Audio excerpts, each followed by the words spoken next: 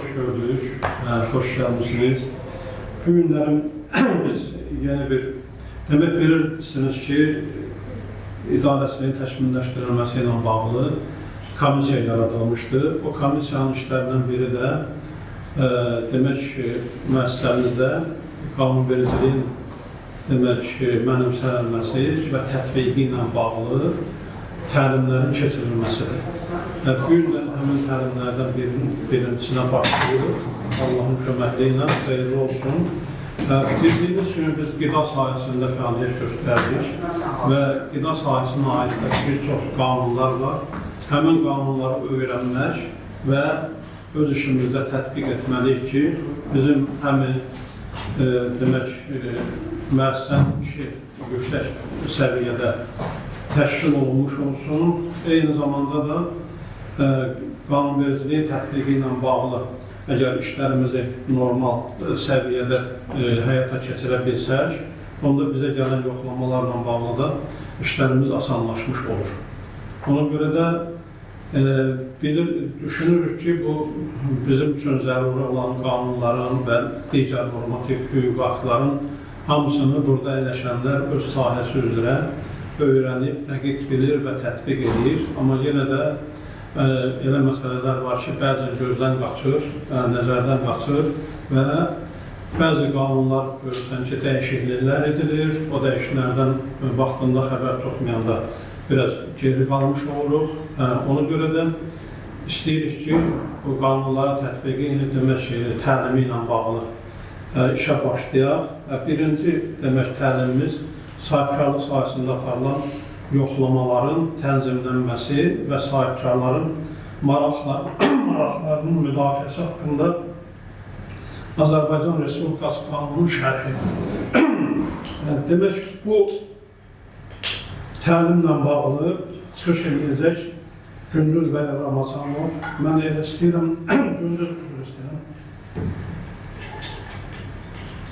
Gündüz bəy haqqında qısa məlumat verim. Hamınız tanıyırsınız, amma yenə də Gündüz bəy Qafqaz Universitetini bitirib, beynəlxalq hüquq şöbəsini və eyni zamanda Türkiyədə Səlcuq Universitetinin magistraturasını bitirib. Bundan başqa Qafqaz Universitetində uzun müddətli biznes hüququ və digər fənlərdən ingilis dilində tədris aparır.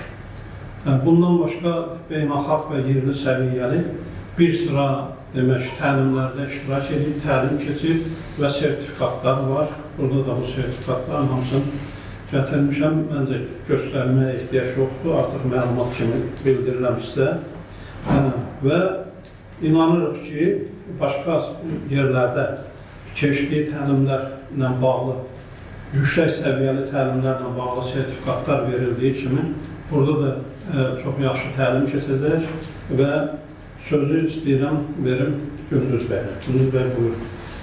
Və təlimlə bağlı bir-iki kəlmədə demək istəyirəm ki, biz təlim keçən şöbələr, hansı ki zərurət var, o şöbələr təlim keçəcəklər.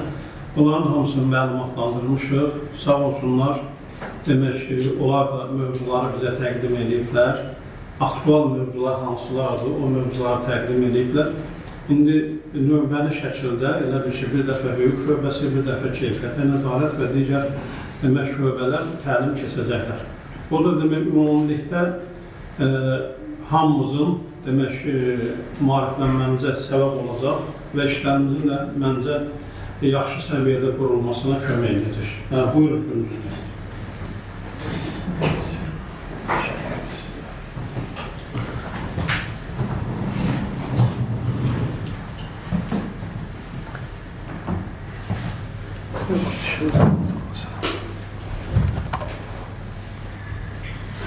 Deməli, hər kəs salamlayıram. Ümid edirəm ki, bugünkü təlim uğurlu olar, hər kəs üçün faydalı olar. Deməli, ilk təlimiz sahibkarlıq sayəsində aparılan yoxlamalar və onların tənzimlənməsi və sahibkarların maraqlarının müdafiəsi haqqında qanunun şərhidir. Deməli, biz düşünürük ki və bilirik ki, hər kəs öz sahəsi üzrə qanunvericilik aktlarını Vahid müəllimin də qeyd elədiyi kimi peşəkar şəkildə bilir. Sadəcə yenə müəllimin qeyd elədiyi kimi onların təkrar edilməsi, bir daha nəzərdən keçirilməsi üçün biz bu təlimləri nəzərə çatdıracağıq. Hər bir qanunu şərh edərkən əvvəlcə orada olan anlayışlara nəzər yetirmək lazımdır. Düzdür, burada çox anlayışlar nəzərdə tutulur, amma bizim bu sahə üçün bizə lazım olan müəyyən nüanslara diqqət yetirəcəyik. Sahibkarlıq sahəsində aparılan yoxlama dedikdə, bu qanunvericilik aktı, bu qanun əsasında sahibkarlıq fəaliyyətinə dair məcburi tələblərin yoxlanılması üçün nəzərdə tutulan yoxlamalardan söhbət gedir. Yoxlayıcı kimə deyilir? Yoxlama həmin yoxlamanı həyata keçirən fiziki şəxslər. Yoxlama orqanı tərəfindən göndərilən, tutalım ki, akta tərəfindən bizə 2 nəfər təyin edilibdir, həmin şəxslər nəzərdə tutulur. Plan üzrə yoxlama əvvəlcədən tərtib olunmuş plan əsasında tarixləri bəlli olan və reyestrdə qeydiyyata alınmış həmin tarixlərdə keçirilən yoxlamalardır. Plandan kənar yoxlama isə yalnız bu qanunda göstərilən hallarda və məsələlərlə bağlı, yəni tarixləri əvvəlcədən bəlli olmayan yoxlamalar nəzərdə tutulur. Bir də ki, yoxlama suallarının siyahısı, yoxlama zamanı hansı hallarla bağlı yoxlamalar keçiriləcək, nələr barəsində suallar veriləcək, onun çərçivəsini göstərən sualların siyahısı nəzərdə tutulur. Növbəti məsələ yoxlamaların qanuniliyidir. Burada nəzərdə tutulan odur ki, yalnız bu qanunla nəzərdə tutulan hallarda və məsələlərlə bağlı və Rəqabət Məcəlləsinin tələbləri nəzərə alınmaqla həyata keçirilən yoxlamalar qanuni hesab edilir. Qeyd etdiyimiz kimi yoxlamalar özü 2 yerə bölünürdü və onlardan ən əsası planlı yoxlamalardır. Hansı ki, bunlar əvvəlcədən yoxlamaların vahid məlumat reyestrində Ədliyyə Nazirliyinin saytıdır. Orada qeydiyyatdan keçirildiyi halda və oradan qeydiyyatdan keçirilmiş tarixlərdə və orada göstərilmiş şəxslər tərəfindən və orada göstərilən suallar çərçivəsində aparıldığı halda bunlar qanuni adlanır. Əks təqdirdə o çərçivədən kənar başqa şəxslər tərəfindən aparılarsa, başqa tarixlərdə aparılarsa, o suallardan kənar suallar verilərsə, başqa məsələlər aydınlaşdırma çalışılarsa, bunlar barəsində məsuliyyət tədbiri tətbiq edilə bilməz və bunlar qanuni hesab edilmir. Həmin suallar gündüzdən əvvəlcədən şirkətlərə verilirmi? Əgər yoxlama, əgər yoxlama, çox qısaca deyim, planlı yoxlamadan söhbət gedirsə, bu əvvəlcədən bilinir və siz o sayta daxil olmaqla onları indirə bilirsiniz, tanış ola bilirsiniz, hazırlaşa bilirsiniz. Dolayısıyla həmin yoxlama vaxtı gələndə siz bilirsiniz ki, onlar hansı suallardan verəcəklər, haraları yoxlayacaqlar və kimlər gələcək. Adı, soyadı, vəzifəsi, hansı tarix aralığında keçiriləcək hər birisi bəlli olur. Bundan başqa qanunun tətbiq dairəsi ümumiyyətlə bu qanunun tətbiq edilməsi ilə bağlı, buradakı yoxlamalarla bağlı, sahibkarlıq fəaliyyətini həyata keçirdiyi yerlərə birbaşa gəlməklə, fiziki olaraq iştirak etməklə keçirilən adı müşahidə olsun, araşdırma olsun, yoxlama olsun, reyd olsun, baxış olsun, bütün tədbirlərə şamil olunur. Yəni, yoxlama adında nə varsa birbaşa bu qanunla tənzimlənir. Ondan başqa indi gəlir ki, yoxlamaların bəs məqsəd və prinsipləri nədir? Bu qanunun adından da görsəndiyi kimi, ad fikir verdiyinizsə 2 hissədən ibarət. Birincisi, yoxlamalar sahəsində, sahibkarlıq sahəsində aparılan yoxlamaların tənzimlənməsi. Yəni, tutalım ki, biz faktiki bizim müəssisəmizdən götürsək, qida təhlükəsizliyi ilə bağlı məcburi tələblər var. Bir, onlara nə dərəcədə riayət edilir? O yoxlanılır. İkincisi, onlara yoxlanılması üçün, onların tətbiq edilməsi üçün bizə köməklik göstərilir. Dolayısıyla məqsəd dedikdə burada həmin onlar nəzərdə tutulur. Sahibkarlıq fəaliyyətinə dair məcburi tələblərə riayət olunması nə dərəcədədir? O yoxlanılır. İkincisi, bu tələblərə yenə riayət edilməsi üçün biz necə köməklik göstərə bilərik? Bizə, belə deyək, sahibkar olaq biz yoxlama orqanından köməklik ala bilərik və onlar hansı formada ola bilir? İndi onlara gələcəyik. Deməli, yoxlamaların məqsədi bu ikisidir. Növbəti yoxlamaların prinsipləridir. Bunlar da çox önəmlidir. Ən başda, mən istəmirəm çox detala gedim, amma ümumi məlumat verəcəm. Qanunçuluq, ədalət, bunlar hər birisi çox detallı danışılası məsələlərdir, amma ümumi məlumat verək ki, qanunçuluq, ədalət, obyektivlik, aşkarlıq və hesabatlıq. Qısa olaraq desək, əvvəl də qeyd elədiyimiz kimi, yoxlamadan söhbət getdiyinə görə yalnız rəsmi qeydiyyata alınmış, yəni qanun tərəfindən göstərilən, bu qanun çərçivəsində aparılan, əvvəlcədən qeydiyyata alınmış çərçivədə yoxlamalar aparıla bilər. Əlbəttə ki, qeydiyyata alındığına görə ona əsaslanaraq ədalətlilik, obyektivlik və hesabatlıq oradan biz əldə edəcəyik, o meyarlara uymalıdır. İkincisi, sahibkarların təqsirsizlik prezumpsiyası. Bu da ümumi hüququn prinsipidir ki, sahibkarın təqsiri müəyyən edilənə kimi, sübut edilənə kimi o təqsirsiz hesab edilir. Dolayısıyla onun bir məsuliyyətə cəlb edilməsi, cərimə edilməsi və ya məhdudiyyət tədbirlərinin tətbiq edilməsi üçün əldə aktlaşdırma, protokollar və yekun olaraq bütün məsələlər sübut edilib bitməlidir ki, onun əsasına bilinsin ki, bu sahibkara bu məsuliyyət tədbiri tətbiq edilə bilər. Yoxsa o təqsirsiz hesab edilir. Növbəti, yoxlamaların vahid məlumat reyestrində dövlət qeydiyyatı. Bu da ən başda qeyd etdiyimiz kimi, yoxlamalar ümumiyyətlə biz yoxlama dedikdə planlı yoxlama nəzərdə tutulur. Qeyd etdiyimiz kimi plansız ya da ki, növbədən kənar yoxlamalar o hardasa qeyd edilmir. O hansı hallarda olur, ora gələcəyik biz. Dolayısıyla yoxlama dedikdə ən əsas planlı yoxlamadan söhbət gedir. Bunlar hər birisi reyestrdə qeydiyyata alınmalıdır. Sizin sual verdiyiniz kimi bayaq, biz əvvəlcədən bunları bilirik. Çünki bu illik olur, növbəti bir il üçün hansı vaxtlarda olursa, o qabaqcadan bilinir. Dolayısıyla o reyestrdə alınıbsa o qanuni yoxlamadır. Bu növbəti prinsip. Növbəti, sahibkarların yoxlama ilə bağlı olmayan fəaliyyətlərinə müdaxilə etməmək. Yəni, yoxlama gəlibdir deyə hər şeyi yoxlaya bilməz. Yoxlamaya aidiyyəti olmayan heç bir şey yoxlaya bilməz. Nəinki yoxlamaya aidiyyəti olmayan, yoxlama suallarında nəzərdə tutulmayan heç bir sual verə bilməz. Ondan əlavə gördüyü halda belə filan bir nöqsan var, onu müzakirə edə bilməz. Onu mübahisələndirə bilməz ki, bu da nöqsan. Nöqsan da amma bugünkü məsələnin mövzusu deyil, deyib o suallara yönləndirmək lazım ki, siz bugün bunu yoxlamaya gəlmişsiniz, bu çərçivədə yoxlama aparmaq lazımdır. Bir şeyə haşiyə çıxın, bu məlumatlar hansısa yoxlama orqanı ilə qıcıq yaradacaq bir söhbətin aparması üçün deyil. Bu mahiyyəti odur ki, bizim burada verdiyimiz, biz məlumatda olaq, biz bilək, ona uyğun hərəkət edək. Qarşı tərəfdə tutalım ki, məsələn, müəyyən bir şeylər tələb etdikdə, biz bunu tələb formasında deyil, biz bilirik, onu belə görsənək və bilərək hərəkət edək. Ondan ötürüdür bu məlumatlar. Növbəti, yoxlamaların yoxlayıcı orqanın səlahiyyətinə uyğunluğu. Yəni, məsələn, nümunə üzərindən desək, aktanın səlahiyyətinə olan bir yoxlamanı vergi eləyə bilməz, verginin səlahiyyətinə uyğun məsələni də gəlib akta yoxlaya bilməz, yalnız öz səlahiyyətləri çərçivəsində olan yoxlamalar apara bilər. Növbəti isə, eyni yoxlama predmeti bir neçə yoxlayıcı orqan tərəfindən yoxlanılmamalıdır. Yəni, bir məsələ ilə bağlı bir orqan apara bilər. Düzdür, bu onu məhdudlaşdırmır ki, müxtəlif orqanlar yoxlamanı birlikdə apara bilərlər. Bu da başlı başına bir prinsipdir, bu mümkündür. Amma bir predmetdən söhbət gedirsə, məsələn, qida təhlükəsindən söhbət gedirsə, bunu akta yoxlamalıdır. Və ya vergi yoxlamalı ilə bağlı söhbət gedirsə, bunu vergi yoxlamalıdır. Və ya yanğın təhlükəsizliyi ilə bağlı məsələdən söhbət gedirsə, fövqəladə hallar yoxlamalıdır. Növbəti prinsip, deməli, bu uzundur, belə oxumayayım, qısaca deyim ki, yoxlayıcı orqanın və ya onun vəzifəli şəxslərin məsuliyyətindən söhbət gedir. Tutalım ki, həmin yoxlayıcı şəxslər gəliblər və bilərək və bilməyərək bir zərərə səbəb olublar müəssisəmizdə, nə isə itirilməsinə, xəsarət almasına, buna görə məsuliyyət daşıyırlar. Qanun özü deyir ki, sizə vurulan zərərə görə yoxlayıcı orqan və onun vəzifəli şəxsləri məsuliyyət daşıyır. İkincisi, növbəti, yəni burada cəzalandırmadan üstünlük deyən məsələ odur ki, deməli, bu qanunun mahiyyəti cəzalandırmaq deyil, cəzalandırmaqdansa kömək etməyi üstün tutur və bunun üçün siz tərəfdən, yəni biz sahibkarlar tərəfdən, belə deyək, belə adlandıraq, bizim müəssisəmiz tərəfdən olan bütün müraciətlər, bütün tələblər yerinə yetirir ki, nəhayətdə biz cərimələnməyək, məsuliyyətə cəlb edilməyək.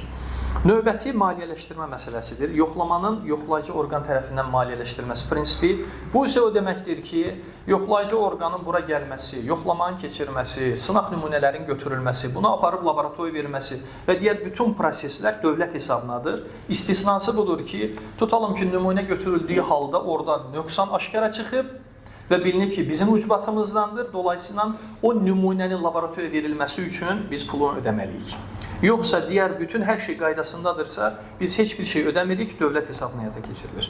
Növbəti yoxlama aparan vəzifəli şəxslərin, yəni yoxlayıcıların yüksək peşəkarlığı, əlbəttə ki, kimsə yoxlamaya gəlirsə, yoxlanılandan daha çox bilməlidir. Bu qanun da bunu aydınlaşdırır ki, sizə göndərilmiş şəxslər yüksək peşəkarlığına seçilən şəxslər olacaqdır və olmalıdır. Növbəti risklərin idarə olunması sistemi və yoxlama suallarının siyasətinin tətbiqi. Əslində bu barədə məlumat verdik. Əgər bir yoxlayıcı gəlir, yoxlamaq üçün gəlirsə, o nəyi yoxlayacağını və hansı prosedurlar, hansı əsaslarla yoxlayacağını sistemi artıq mexanizmini bilmiş olmalıdır. Əvvəlcədən o var, onun suallarını əvvəlcədən verir və bizdən də müəyyən bir o şəraiti yaratmasını istəyir ki, bunları soruşacağım və bunları hazırlıqlı olun.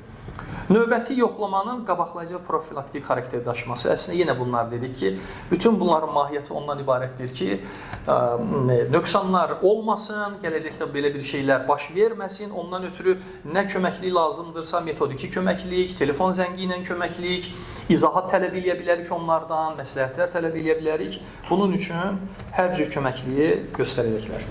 Növbəti məsələ, ümumiyyətlə yoxlama başlamazdan əvvəl yoxlayıcı sahibkara nə təqdim etməlidir? Tutalım ki, yoxlayıcı gəlibdir, 2 nəfər şəxsdir və onların gəlməsi ilə birlikdə özləri, mən bilirəm ki, biz bilirik ki, onlar təqdim edirlər. Hər bir halda biz də məlumatlı olaq ki, əvvəlcə xidməti vəsiqəsini və şəxsiyyət vəsiqələrini təqdim etməlidirlər. Bunlar orijinal versiyada olduğuna görə onlar tutuşdurulub bir-birinə həqiqətən o gələn şəxslərin adları həmin vəsiqədə və şəxsiyyət vəsiqəsində tuturmu bir-birini? Baxıb yoxlamaq lazımdır. Götürəcəyimiz nədir bəs? Yoxlama aparılması haqqında həmin tutalım ki, söhbət Aktanın Abşeron Xızı Regional Birliyində qərargahından gedirsə, orada qərar verilir ki, bu yoxlama aparılsın. O qərarın surəti verilməlidir. Növbəti isə bunun vahid məlumat reyestrində qeydiyyata alındığını təsdiqləyən çıxarışdır. O çıxarışın surətini və qərarın surətini bizə təqdim etməlidir. Hər bir halda yenə orada həmin şəxslərin adları, soyadları, vəzifələri, yoxlamanın aparıldığı dövr, hər birisi düzgün olmalıdır ki, ondan sonra tam əmin olduqda onları yoxlamaya buraxırıq. Növbəti yoxlayıcının hüquqlarıdır. Artıq yoxlayıcı ilə bildiyimiz kimi yoxlamaya gələn şəxslərdir. Əgər bu sənədlərin qaydasında olduğuna biz tərəf tutalım ki, sahibkar olaraq əmin olduqsa, artıq heç bir maneəsiz onların girişinə icazə verməliyik. Müəssisəyə daxil olmalıdırlar və işlərini görməlidirlər. Növbəti, yoxlama ilə bağlı, yoxlama sualları ilə bağlı, əgər onlar elektron sistem vasitəsilə məlumatlar əldə edə bilmirlərsə, bizdən istəməyə haqlıdırlar və ya dövlət orqanından istəməyə haqlıdırlar. O dedikdə ki, mən başqa yerdən çata bilmədim, siz onu verin, biz onu verməliyik. Növbəti, yoxlamanın aparılması zamanında ümumiyyətlə onlar bilək ki, foto, audio, video çəkiliş aparmaq hüquqları var. Artıq o hüquq elə bir həddədir ki, belə deyək, onlar ona mütləq riayət edirlər. Hər dəfə yoxlama gəldikdə əslində onlar bu barədə məlumat verirlər deyə ümid eləyək, verməlidirlər ki, məlumat olun ki, bizdə video çəkiliş aparılır, bu dəqiqə canlı yayımla izlənilirsiniz, bu yoxlama bu dəqiqə qərargahda və ya digər hardadırsa izlənilir, bu təkcə video çəkiliş deyil, səs yazısı da qeydə alınır və onlar arxivlənir. Həm eyni anda izlənilir, həm də ki, arxivlənir. Sonra yoxlayıcının vəzifələri, əlbəttə ki, bu qanunun tələblərinə riayət edərək yoxlamanın aparılması. İkincisi, sahibkara öz hüquq və vəzifələri barəsində məlumat vermək. Burada hər bir halda diqqət eləmək lazımdır ki, yalnız vəzifələrdən söhbət getmir. Həm də sahibkara məlumat verməli ki, sizin bu hüquqlarınız da var, bunları da bilərək. Yəni, hər bir sahibkarın bu qanunu oxumasını, bilməsini tələb etmək bilməlidirlər əlbəttə ki, amma onlar məlumat vermək öhdəlikləri var. Bu, onların vəzifələr siyahısındadır. Növbəti, sahibkarın iş rejiminə və fəaliyyətinə mane olmamalıdırlar. Dolayısıyla tutalım ki, bizdə iş saatı 5-dirsə, məsələn deyirəm, 5-dən sonra yoxlama aparılmamalıdır, 5-ə qədər aparılmalıdır. Və ya şənbə, bazar, məsələn deyək ki, sahibkarın iş günləri deyilsə, o günlərə salınmamalıdır. Yəni, onun qanunverici üzrə apardığı sahibkarlıq fəaliyyətinin iş rejiminə riayət edilməlidir, hörmət edilməlidir. Növbəti, yoxlamada iştirakına sahibkarın və ya onun uyğun bildiyi səlahiyyətli nümayəndəsinin iştirakına mane olmamalıdır. Məsələn, deyilə bilər ki, yenə də bizdə daha çox olan qida sənayesi olduğuna görə aktadan misal göstərirəm. Tutalım ki, biz tərəfdən rəhbərlik məsləhət görür ki, o yoxlamada tutalım ki, filan kəs də iştirak etsin. O yoxlayıcı şəxslər ona etiraz edə bilməz. Nəinki etiraz eləmək o şəxsin iştirakına, sahibkar tərəfindən indi növbəti slaytlarda görəcəyik, çəkiliş də apara bilər, video, foto çəkilişi, hətta kənardan mütəxəssis dəvət edilə bilər, vəkillə müşahidə edilə bilər, hüquqşünasla və digər nümayəndələrlə ki, yoxlamanın daha yaxşı belə deyək, müşahidə edilməsi üçün, aparılması üçün. Və ondan sonra sahibkarı bu sənədlərlə tanış etmək imkanı yaratmaq, bu isə o deməkdir ki, məsələn, yoxlamanın aparılması zamanı ən başda yoxlama aktından tutmuş, hər hansı bir məhsul nümunəsinin götürülməsi aktı və ya harasa bir baxış keçiriləcək baxış protokolu, bunların hamısı ilə nəinki tanış etməlidirlər. Eyni zamanda onların surətlərini verməlidirlər ki, burada sizin müəssisənizdə bu prosesləri keçdik, bu da onların sübutları. Hər bir halda bu dediyimiz sənədlər və demədiyimiz digərləri 2 nüsxədə olur. Onların bir nüsxəsi, orijinalları özlərində qalmalıdır, surətlərini isə bizə təqdim etməlidirlər. Təqdim etməlidirlər, onların vəzifəsidir. Məsələn, bir şəkildə oldu, unutdular, vermədilər, bizim tələb etmək hüququ var, çünki onun vəzifəsidir. Biz də sonra, bunu nəyə görə deyirəm, sonra o yoxlama barəsində işin təhlil edilməsi üçün əlimizdə material olmalıdır ki, nə baş verdi ki, axırda gəldi, cərimə oldu və ya məsuliyyət tədbiri tətbiq edildi. Onu bilməlimiz üçün əlimizdə o sənəd olmalıdır. Vermirlərsə, yəni biz istəyək götürək, əldə edək. Növbəti, yoxlama aktında və ya ona əlavə edilmiş sənədlərdə sənədi və ya onların nüsxələrini yazı izahatlara əlavə etmək. Tutalım ki, yoxlama aktı var və ora bizim müəyyən izahatlar, şərhlər vermək istəyirik. Bu birbaşa bizim hüququmuzdur. Onların da vəzifəsidir ki, buna hörmət etsinlər, imkan yaratsınlar. Yoxlama aktının özündə xüsusi bölümü olur. O bölmədə etirazınızı, şikayətinizi, təklifimizi yaza bilərik. Və nəinki ora yazmaq, əlavə bir sənəd formasında da, tutalım ki, müəyyən həcmli bir sənəddir, biz hər şeyi yaza bilmərik, onun əlavə etdiyimizi qeyd edirik və qoşma kimi ora əlavə edə bilərik. Bundan əlavə, yoxlama aktının bir nüsxəsini sahibkara təqdim etmək yenə vəzifələr qismindədir, bizim isə hüququmuz sayılır. Növbəti, yoxlama orqanı tərəfindən bizə bildirişlər göndərilir və ya məlumatlar sənədə göndərilməsi üçün biz onlara öz ünvanımızı veririk, eyni zamanda elektron poçt ünvanımızı da verə bilərik, həm onlara da asandır, skan edərək göndərilməsi üçün və ya daha operativ bizə çatdırılması üçün. Növbəti məsələ, əgər yoxlama müddətində sonradan sübut edilməsi mümkün olmayan hallar varsa, yəni həmin an o qeyd edilməlidirsə və yoxlama icrasına mane olan hər hansı fakt varsa, əlbəttə əvvəldə qeyd etdiyimiz kimi bu barədə yoxlama aktına mütləq qeyd etmək lazım biz tərəfdən, çünki o sübut itə bilər. O məsələnin sonradan oraya qeyd edilməsi müşkül məsələyə keçə bilər. Mütləq o gözəl bir fürsətdir ki, hələ ki yoxlama bitməyib, biz qeydimizi ora alaq. Eyni zamanda hər bir halda yoxlama aktı o vaxt rəsmiləşdirilir ki, yoxlayıcı tutalım 2 nəfər şəxs, onlar imzaladılar. Sahibkar tərəfindən də mütləq vəzifəli şəxs və ya onun səlahiyyətli nümayəndəsi imzalamalıdır. Ondan sonra o yoxlama yekunlaşmış sayılır. Akt rəsmiləşmiş sayılır. Növbəti məsələ, yoxlama zamanı yoxlayıcıya aşağıdakıları etmək qadağandır. Yoxlayıcıya nələri etmək qadağandır? Birincisi, əslində biz bunları dolayısıyla dedik, birbaşa istəyirəm bu başlıq altında bir də sadalayaq. Yoxlama səlahiyyətinə aid olmayan və ya sahibkara aid olmayan və ya yoxlama suallarına aid olmayan məsələlər barəsində məlumat tələb etmək, sənədlər tələb etmək, bu bir. İkincisi, digər yoxlayıcıların səlahiyyətlərinə aid olan və ya yoxlama suallarının siyasında nəzərdə tutulmamış məsələləri qaldırmaq.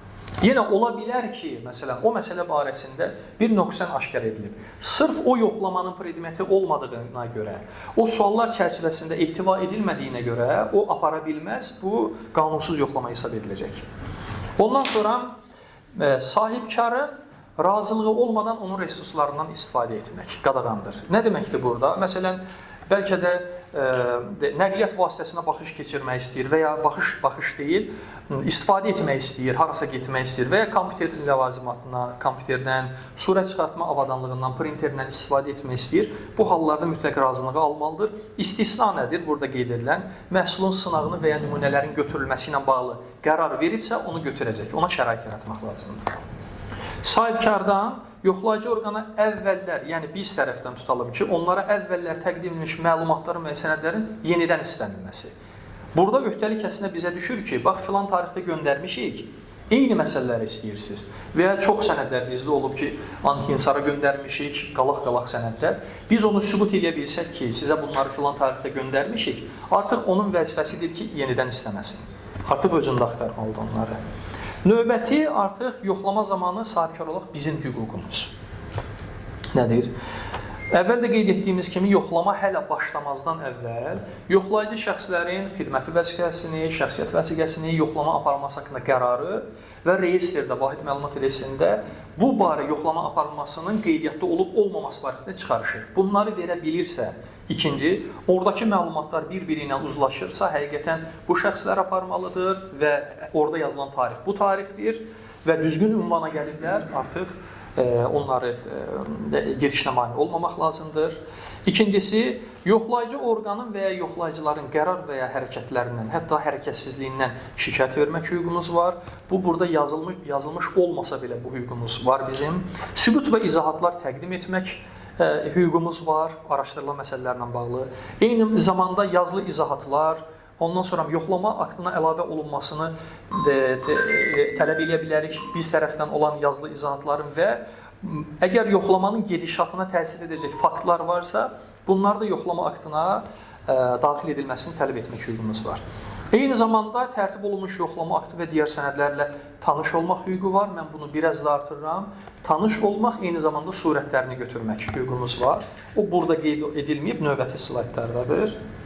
Növbəti yoxlama ilə əlaqədar məlumatların, sənədlərin göndərilməsi üçün bunu qeyd elədik. Elektron poçt ünvanı və digər poçt ünvanı biz tərəfdən təklif edilə bilər ki, indiyə kimi tutalım bu ünvana göndərdiniz, o artıq işlək deyil və ya olur həcmi dolubdur, artıq bu ünvana göndərin, bunu dəyişmə imkanı var.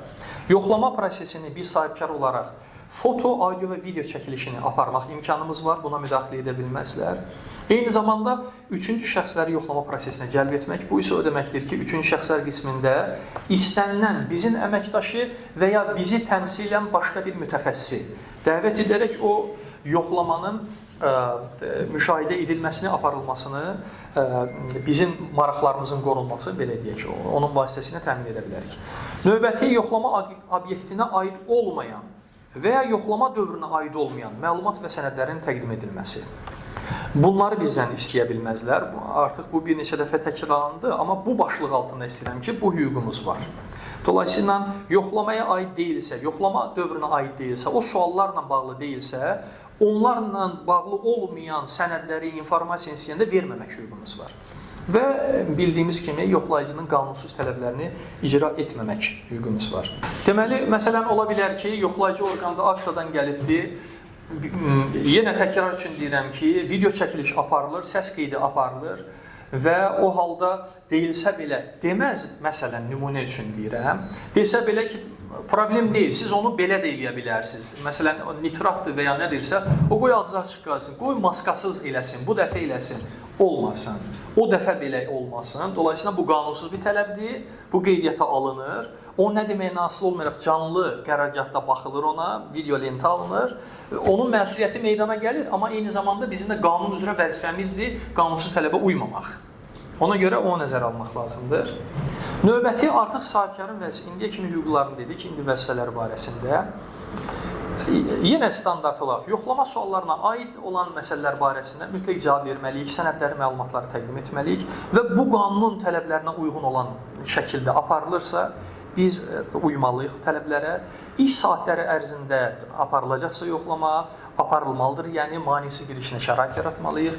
Sonra yoxlamada iştirak etmək üçün bizim maraqlarımızı qorumaq üçün sahibkarın deyək, üçüncü şəxsləri dəvət edə bilərik iştirakını. Ondan əlavə, əgər onların tələb etdiyi məlumatlar, bu sonuncuda qeyd edilən budur, tutalım ki, yoxlama orqanı bizdən elə bir məlumat istəyir ki, biz tərəfdən ya hüquqşünas olaraq mən və ya maliyyə direktoru qərar verir ki, bu bizim kommersiya sirrimizi təşkil edir. Bu çıxa bilməz kənara. Onun mühafizə edilməsi üçün rejim nədirsə, onu mən bilirəm, maliyyə direktoru bilir. Ona riayət etməklə o çərçivədə surətlərini verə bilərik ki, dövlət orqanı tələb etdikdə verilməlidir, amma onun rejimi var. O formata uyğun şəkildə. Ondan sonra yoxlayıcının səlahiyyətləri və yoxlayıcıya aid tələblər. Yoxlayıcı bu aşağıda göstərilənləri edə bilməz. Belə bir səlahiyyəti yoxdur. Bir daha vurğulayıram, yoxlayıcı dedikdə, məsələn, yoxlamaya gələn o 2 nəfər, bir qız, oğlan və ya 2 oğlan, onlar nəzərdə tutulur. Bunları edə bilməzlər. Ən başda bunu deyim ki, onların işi yoxlamanı aparmaqdır. Onlar gəlib hər hansı bir fəaliyyətin məhdudlaşdırmasını tətbiq edə bilməzlər. Yəni, istehsalı dayandırın deyə bilməz. Nöqsan gördü, o nöqsanı atlaşdıra bilər. sənədləşdirə bilər, nümunə götürə bilər, baxış keçirə bilər. Lor dildə belə deyək, material toplaya bilər xam mal formasında və onu aparır qərargaha, onun rəisi qərar verir. Bunlar qərar verə bilməz. Hansı qərarı verə bilməz? Məsələn, fəaliyyətin məhdudlaşdırılmasını biz görəcəyik 8-10 dənə məhdudlaşdırma formaları. Heç birini tətbiq edib, o tətbiq edən orqan deyil. O baxıb, müşahidə edib, sənədləşdirib materialı aparan orqandır. Xam mal formasına belə deyək, materiallar. Sonra nədir? Gördükləri barəsində qərar verən deyil, qərar verə bilməz. Yəni, buradan bu nəticə çıxır, deyə bilməz. Yenə aktlaşır, qərarı onun rəisi və ya səlahiyyətli digər şəxs verir. Növbəti məsuliyyət tədbirlərinin tətbiqi hər hansı bir cərimə tətbiq edə bilməz, yerində baxışı keçirib edə bilməz. O, xam mal formasında materialları toplayır və aparır yenə qərargahına, orada qərar verilir ki, buna nə məsuliyyət tətbiq edilməlidir, deyil. Cərimələrin toplanması, bunu deyə bilməz ki, filan cərimə olmuşsunuz, mənə verin, mən çatdırım. Bu, ümumiyyətlə bildiyimiz kimi, bu artıq şəffafdır, illərdir ki, dolayısıyla bu, bank hesabı üzərindən köçürülmə yolu ilə həyata keçirilir. Sahibkarlara izahatların və məsləhətlərin verilməsi, ümumiyyətlə bu qanun adından da bir daha deyirəm ki, göründüyü kimi sadəcə sahibkarlıq fəaliyyətinin sahibkarlıq sayəsində yoxlama aparılması ilə bağlı deyil, eyni zamanda onların maraqlarının qorunması üçün köməkliyin göstərilməsi də o iki məqsəddən birisi idi bu qanunun. Birincisi, burada göstərilir ki, məcburi tələblər, sahibkarlıq sayəsində məcburi tələblər var. Qida təhlükəsizliyi ilə bağlı, məişət və digər obyektlərin fəaliyyətləri ilə bağlı, deməli, orada qanunun tələblərinə uyulması üçün qanunvericilik aktlarının sərbəst, ödənişsiz və məhdudiyyətsiz əldə edilməsi. Biz əldə edə bilməsək belə, məsələn, internet vasitəsilə və ya başqa şəkildə onlara müraciət edib, onlardan surətini istəyə bilərik. Növbəti, sahibkara metodik köməklik göstərilməsi, məsləhət almaq və vəziyyəti qiymətləndirmək üçün ya bir tərəfdən müraciət edilə bilər, bu da ola bilər. Eyni zamanda onları bizə dəvət edib, burada bu məsələləri aydınlaşdırmasına köməklik istəyə bilərik.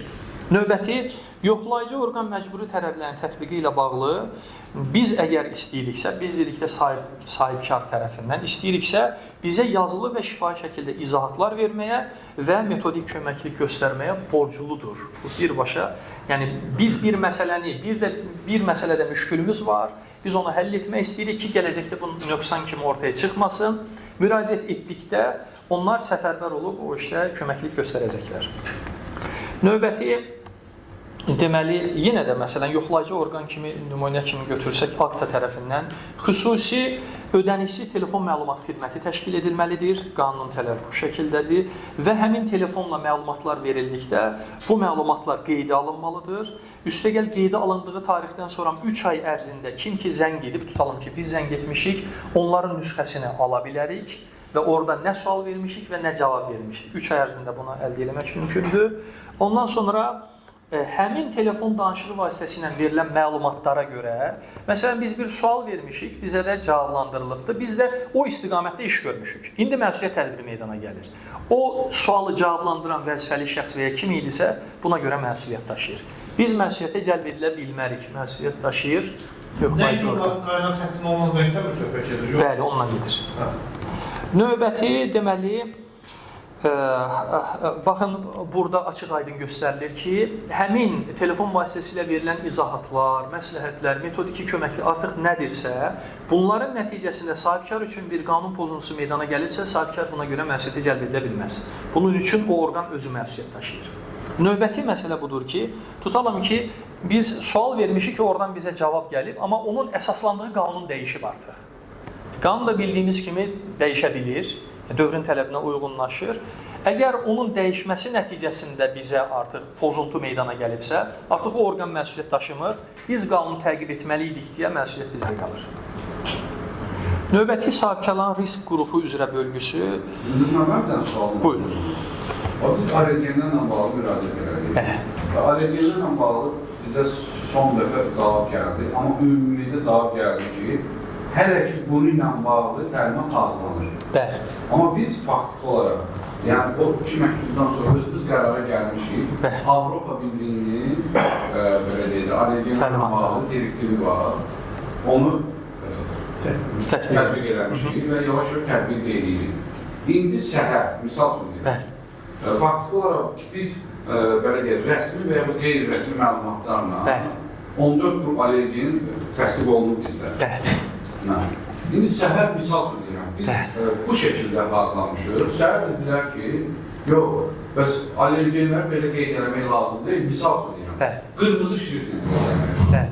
Onda bizim məsələmiz olacaq. Hə. O ilə bağlı qanunun yanaşması belədir ki, əgər bir məsələ barəsində anlaşılmazlıq varsa, biz tərəfdən təklif olunan da odur ki, sorğu ilə müraciət edilsin həmin orqana. Bizim əlimizdə rəsmi sorğu olur ki, bu məsələ ilə bağlı qanunda boşluq var və ya bizə məlum deyil, aydın deyil. Nə demək istədik? Ümumidir. Biz konkret bu işə necə tətbiq edirik, bunu bilmirik. Biz onu təklif edirik ki, o qeyri-müəyyənliklər biz tərəfdən aydınlaşdırılsın ki, hansılardır siyahı ilə və bir dəfəlik orqana müraciət edilsin. Oradan mütləq yazılı cavab gələcək. Heç olmasa bizim əlimizdə o cavab olsun. Məsələn, telefon zəngi edilir, mən bir addım qabağa aparıram, telefon zəngi deyək ki, danışıqdır, rəsmi onlardan imzalı, mühürlü sənəd gələcək ki, sizin bu sualınıza uyğun olaraq cavab budur, qanunvericilikdən belə əsaslandırır. Artıq ona əsasən hərəkət etmək lazımdır. Yox, cavab verirlər, düzməm. Deyirlər ki, allergenlərlə bağlı Azərbaycan Respublikasının təlimat hazırlanacaq. Hə, hazırlanacaq. Bəli, o boşluq, yəni onlar üçün də boşluq olaraq qalır hazırda. Mənim yenə buradan qanundan məsuliyyət daşımır. Siz bu dəqiqə o ümumilikdə ediləsi ən maksimumu etmisiniz. O sahə üzrə tətbiq ediləcək bir Avropa standart tapmısınız. Onu götürüb bura tətbiq eləmək istəyirsiniz ki, Cənab Prezidentin səhv eləməsi fərmanı var ki, əgər bir şey yerli qanunverici ilə tənzimlənmirsə, beynəlxalq təcrübəni götürə bilər. Bəli, bəli. Hətta mən bunu biraz genişdən götürsək, mən bu şəkildə deyim, qanunvericilikdə deməli qanunun və hüququn analogiyası var. Əgər bir məsələni tənzimləyən, tutalım ki, qanunvericilik aktı yoxdursa, oxşar məsələni tənzimləyən norma ora tətbiq edilə bilir. Və ya ümumiyyətlə oxşarı da tənzimləyən bir norma yoxdursa, hüququn o prinsiplərindən, məsələn, burada müəyyən prinsiplər var idi. O prinsiplərdən irəli gələn ən məntiqli versiyanı ora artıq tətbiq eləmək lazımdır ki, başqa variant yox idi ki, siz bu məsələdə onu tətbiq eləmisiniz. Müraciət etmisiniz, o məsələ ilə bağlı oxşar nə tətbiq edilirsə, o direktivi alıb o məsələyə tətbiq edirsiniz. Eyni zamanda özür istəyirəm, qida təhlükəsizliyi haqqında qanunda da var ki, bizim qanunlar yaxud da hüquq normaları, beynəlxalq hüquq normaları ilə uyğun gəlmədikdə beynəlxalq olan tətbiq. Düzdür. Yəni siz onu əsas götürüb tətbiq edəmişsinizsə, sizə qorxu yoxdur. Yəni, oradan da təlimat verin. Hətta təlimat verilmiş olsaydı, ziddiyyət olsaydı, yenə də sizin üçün sağlayacaq. Bəli. Buyurun. Çox gözəl münasibət. Deməli, sahibkarların risk qrupları üzrə bölgüsü var. Ümumiyyətlə, deməli, plan üzrə yoxlamaların aparılması üçün belə bir tələb var ki, sahibkarlar 3 yerə bölünməlidir. Üçündən birisinə uyğun olmalıdır. Ya o yüksək risk qrupuna aid olmalıdır, ya orta risk qrupuna və ya aşağı risk qrupuna. Risk qrupları müəyyən edilməyibdirsə, ümumiyyətlə planlı yoxlama aparıla bilməz. Konkret onların əlində meyarlar olmalıdır. O meyarlar əsasında o bölgü aparılmış olmalıdır.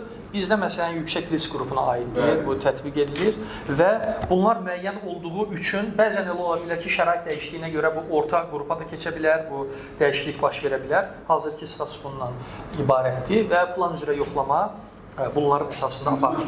Buyurun. Ümumiyyətlə, risk qrupları 3 yerə bölünür. Yüksək risklərlə kalbasa istehsalı, süd istehsalı, catering, ictimai yaşam məsələn. Kremli məhsullardır, toyuq məhsullarıdır, bir də balıq məhsullarıdır. Bəli.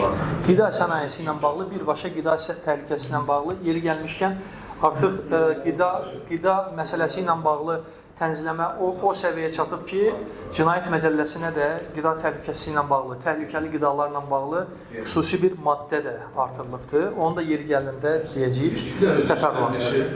Soruşum Mustafa bəydən. Biz fəaliyyət sahəmiz olduğuna görəmi yüksək risk qrupunda, yoxsa fəaliyyətin araşdırılmasına verilmiş nəticələrə qiymətə görə? Fəaliyyət istiqamətimiz, yəni süd məhsulları, bir də qalbasa ən əsas o.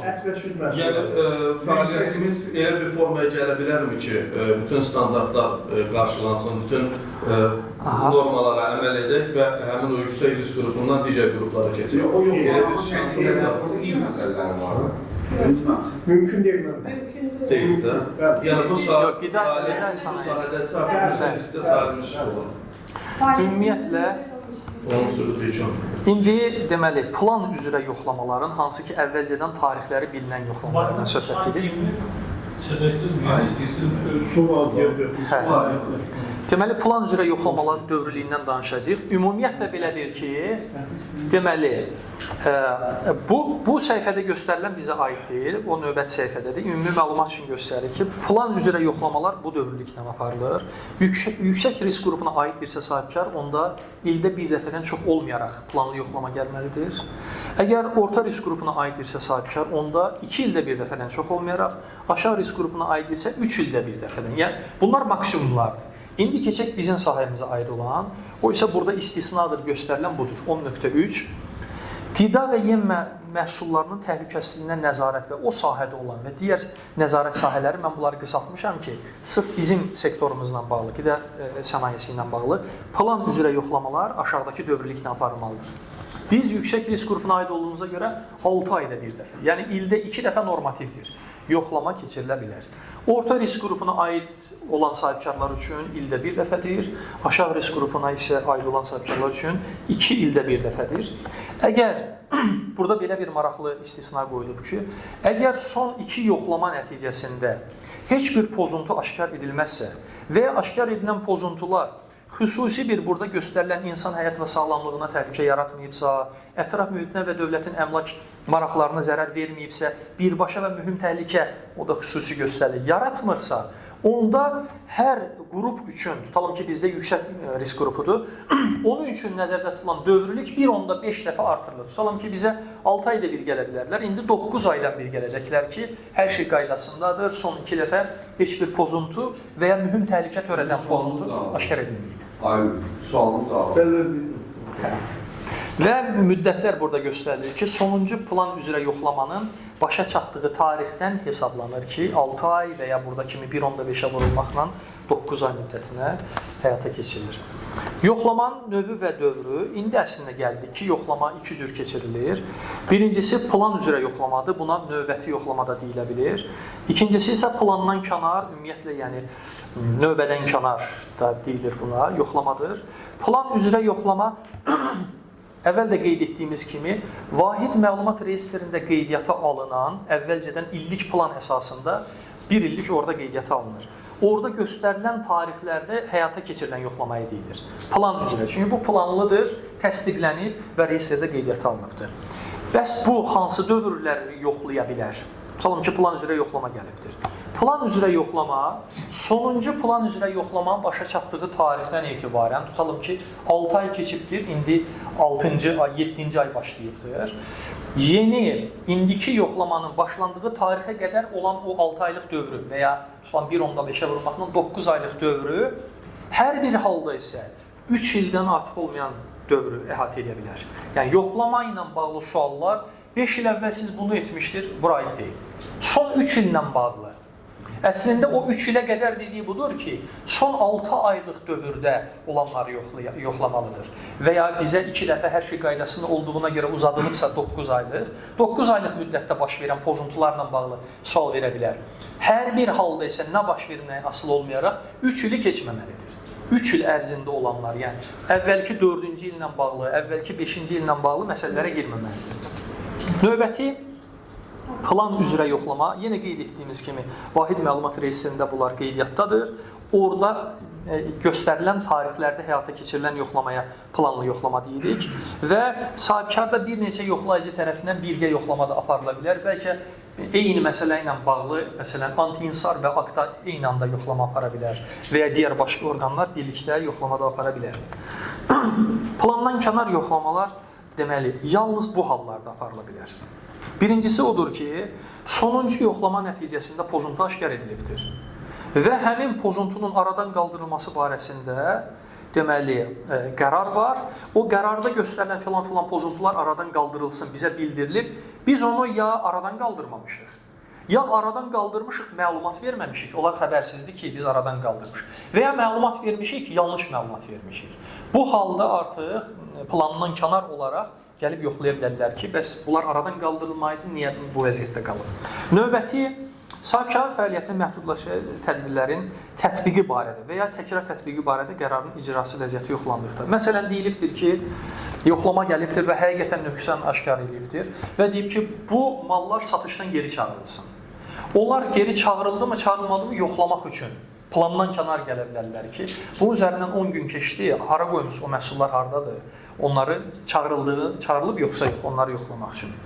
Ondan sonra hər hansı bir hüquqi şəxs və ya fiziki şəxs tərəfindən, eyni zamanda dövlətin özü və ya yerli özünü idarə etmə, bələdiyyələr tərəfindən şikayət varsa və ya mediada bir şikayət yayılıbdırsa, o məlumatlar əsasında da deməli növbədən kənar yoxlama keçirilə bilər. Bunlar da əsasdır.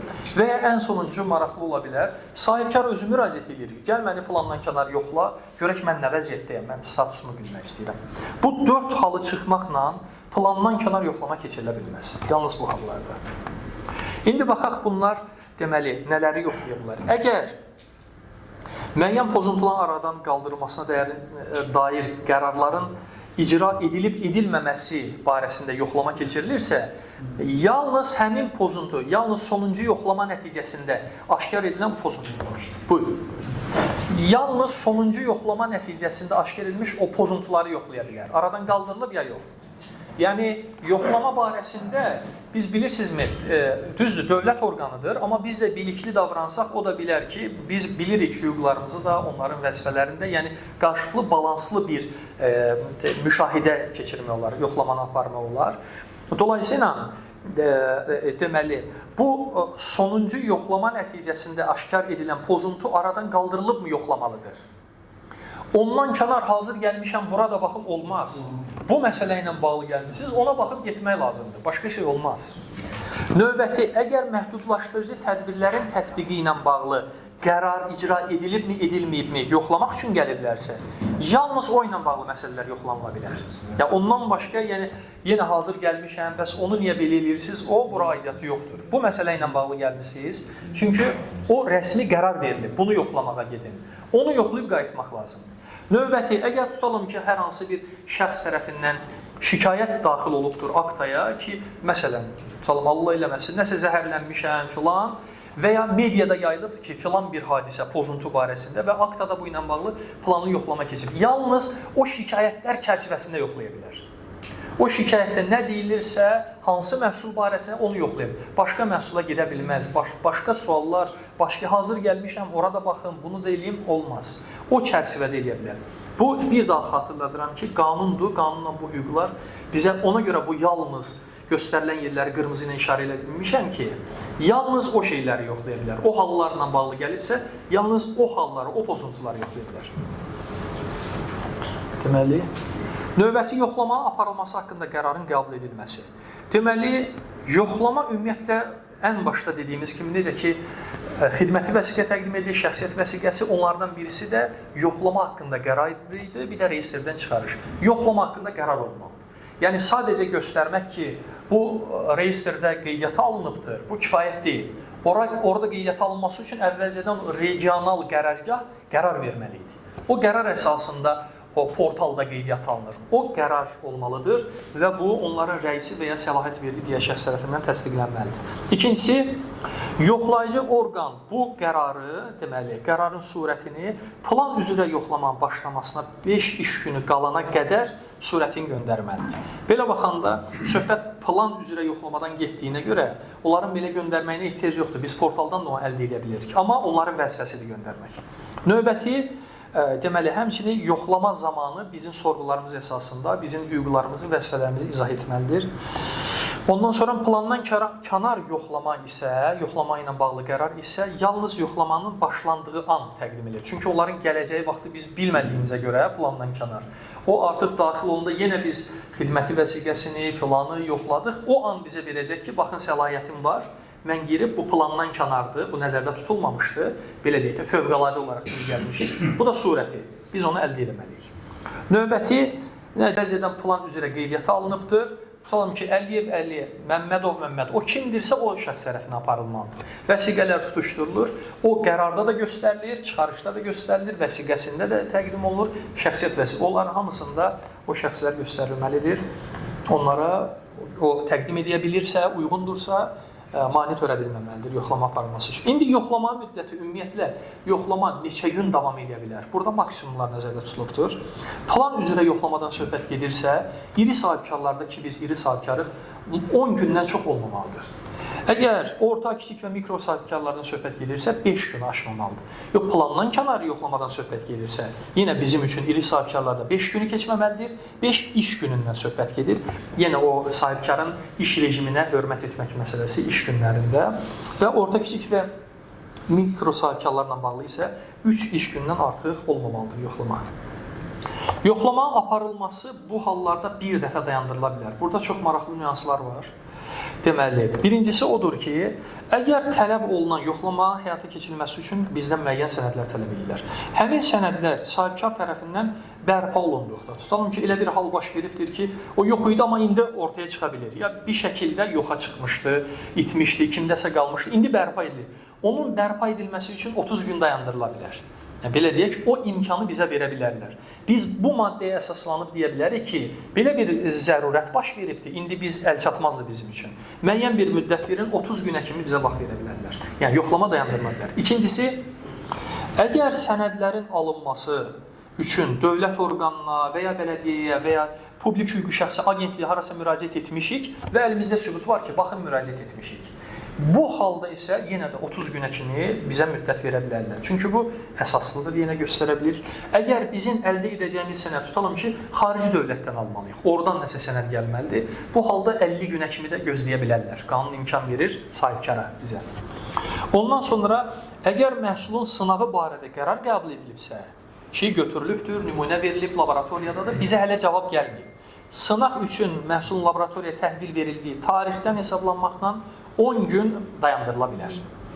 Ki, onun nəticəsi gəlsin, onda məlum olacaqdır, onu biz sizə verəcəyik. O sənəd lazım, onu gözləyirik biz. Dediyimiz halda 10 gün onu gözlətmək hüququmuz var. Növbəti isə budur ki, bu istisnai haldır. Əgər yoxlanılan sahibkarın, tutalım ki, bizdən söhbət gedir, səlahiyyətli nümayəndəsinin ya əmək qabiliyyəti müvəqqəti itirməsi baş veribdirsə, işə çıxa bilməyib, xəstələnib və mümkün deyil də işə davam etməsi və ya özünün və yaxın qohumunun xəstəliyi, yaxud ölümü ilə bağlı və ya digər üzürlü səbəblərdən, yəni üzürlü dedikdə əsaslandırıla bilən səbəblər əsasında onun yoxlamada iştirak edə bilməsi mümkün deyilsə, bu halda 20 günə qədər bu yoxlamanın aparılması dayandırıla bilər. Gündüz bəy, həm də dayandırıla bilməz də bir şey var mı orada yəni? O münasibətlərlə bağlı bir şey. Çox gözəl sualdır. Mən onu bu qanun olduğuna görə o cümlənin sonundan biz biləcəyik ki, bir dəfə dayandırılır. Yəni dayandırılmalıdır. Belə deyək. Biz tərəfdən o bilərlə bitsəydi, o hüquq idi onlar üçün, o qəbul etməyə bilərdi. Bizim üzürlü səbəb olduğumuz halda, biz öz məsələmizi əsaslandıra bildiyimiz halda o mütləq qəbul etməlidir. Əsaslandırmalıyıq. Bəli. Aşağıdakı hallarda bir dəfə dayandırıla bilər. Yəni bir dəfəni də belə başa düşək. Bir dəfə yoxlama baş verib, o ikinci dəfə olmayacaq. Ondan bir dəfə istifadə etmək mümkündür. Yəni eyni yoxlama çərçivəsində. Fərqli yoxlamada həmən şey. Bəli, yox, fərqli mümkündür. O artıq fərqli predmetdir, fərqli tarixdir. Yoxlamanın dayandırılması barəsində, yəni bu halla bağlı tutalım ki, o iş üzrə mütəxəssis burada deyil və ya biz filan dövlət orqanına müraciət etmişik, oradan sənəd gəlməlidir ki, sizə bunu təqdim eləyək. Bu hallar olduqda onlar bu ilə bağlı əsaslandırmış qərar çıxarır ki, bu səbəbdən bunu dayandırmalı olduq, filan qədər də müddət uzadıldı. 30 gün, yəni dayandırıldı. Yoxlama dayandırılır, davam etmir o müddətdə. Sonra o dayandırılan müddət ümumiyyətlə yoxlamaya daxil deyil. Məsələn, biz bayaq dedik ki, planlı yoxlamalarla bağlı dedik ki, 10 günü keçməməlidir. Amma bizə 30 gündə vaxt verilibdir. O 10 günün tutalım 3-cü gününə çatılmışdı, tutalım ki. O 30 gün, o 3-cü gün dayandır, 30 gün keçdi, 30 gündən sonra yenə 4, 5, 6, 10-a qədər davam edir. O verilən müddət yoxlama müddəti sayılır. Ondan əlavə deməli, həmin qərarla tanış edilməlidir və yoxlama haqqında bu ilə bağlı da deməli qeydlər edilməlidir. Növbəti yoxlama aparılması yenə də bir balaca təkrarçılıq olacaq. Yoxlama aparılması üçün yoxlamaya gələn o fiziki şəxslərdən şəxsiyyət vəsiqəsidir, dediyimiz kimi xidməti vəsiqəsidir, yoxlama aparılması haqqında regional qərargahın qərarıdır və sistemdən əldə edilmiş, belə deyək ki, reyestr məlumatıdır. Onlar əldə edilməlidir. Əgər sənədlər təqdim edilmədikdə və ya yoxlama haqqında qərarda və ya reyestrdə göstərilən yoxlama müddətlərinə riayət edilmədikdə, baxın, bu maddə bizə birbaşa imkan verir ki, yəni yenə də bunun mahiyyəti o deyil ki, biz onlarla qarşı durma eləyək, onlarla prinsipial mövqe eləyək. Onlar hər bir halda bunları təqdim eləyir. Sadəcə biz bilək bunları ki, qanun bu imkanı verir bizə. Biz qanunu bilək. Əgər o müddətlərdən kənar gəliblərsə və ya burada göstərilən sənədləri təqdim etmirlərsə, o halda sahibkar olaq bizim onları yoxlamaya buraxmaqdan imtina etmək hüququmuz var. Qanun bunu göstərir.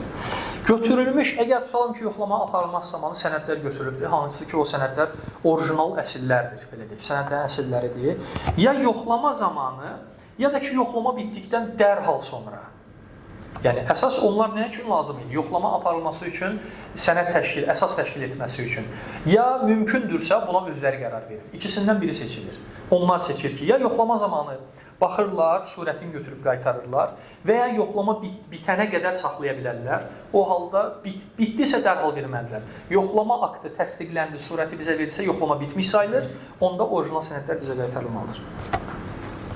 Yoxlama aktının nüsxəsi ilə birlikdə, baxın, qaytarılmalıdır. Növbəti, yenə də qeyd etdiyimiz kimi, yoxlama yalnız birincisi sahibkarın iş vaxtlarında. Sahibkar deyir ki, mən bu müddətdən bu müddət ərzində işləyirəm. Məsələn, normalda iş saatı adətən belədir, 9-dan 6-ya kimi. Bizdə 5-ə kimidir. Buna hörmət edilməlidir. 5-ə kimi bitirilməlidir. Yəni, evə getməlidir, vətəndaşın işi ola bilər, o haqlıdır, onun müqaviləsində 5-ə qədər imzalayıb, belə deyək. İş günlərində və reyestrdə göstərilən ünvanda. Yəni, o portalda göstərir ki, sahibkar bu ünvanda yerləşir. Dolayısıyla o ünvana getməlidir. Məsələn, bu ünvan yazılıb, amma mən bura gəlmişəm, elə deyil. Orada yazılan şəxslər tərəfindən, orada yazılan tarixlərdə, orada göstərilən suallar çərçivəsində gəlib yoxlamanı apara bilərlər. Növbəti, sahibkarın normal iş rejimi pozulmamalı, fikir verirsə, o dəfələrlə qeyd olunubdur. Ondan sonra baxış keçirilməsi barəsində. Əgər yoxlayıcı yoxlama tədbirlərinin tam görülməsi üçün hansısa obyektlərə, hansısa yerlərə baxış keçirilmək lazımdır qərarına gəlibdirsə, bu ilə bağlı yaşayış sahəsi burada bir dənə istisna göstərilir. Baxın, sahibkarın fəaliyyəti üçün istifadə etdiyi, ola bilər də o mənzil formasında da onu istisna sayır. Ondan başqa istehsal yeridir, emal müəssisəsi, ambardır, nəqliyyat vasitəsidir. Onların hər birisinə baxış keçirmək hüququ var. Əgər bu barədə qərar veribdirsə, o protokollaşdırılmalıdır. Birincisi, əvvəlcədən qərar verilir o barədə ki, baxış keçirə bilərik. Onun surəti əldə edilməlidir. Baxış keçirildikdən sonra da o protokollaşdırılır ki, nəyə baxdıq, nə aşkar etdik. Onun surəti əldə edilməlidir və baxış hər bir halda sahibkar və ya onun nümayəndəsinin iştirakı ilə keçirilməlidir ki, orada nə müəyyəndir? Yəni, siz gəlməyin, mən tək girirəm deyil. Hər bir halda, baxın, baxışdan tutmuş bütün o digər yoxlama zamanı biz orada əməkdaşların da iştirakını təmin edə bilərik, öz video çəkilişimizi də eləyə bilərik, foto çəkilişimizi də eləyə bilərik. Bu imkanlarımız var.